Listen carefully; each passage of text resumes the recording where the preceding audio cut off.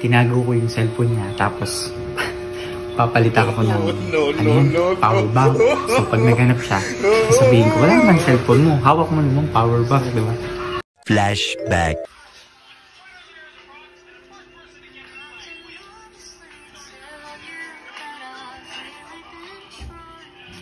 So guys, ayun yung cellphone niya.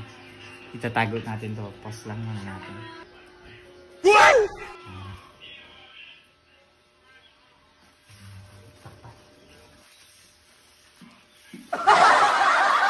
End of flashback.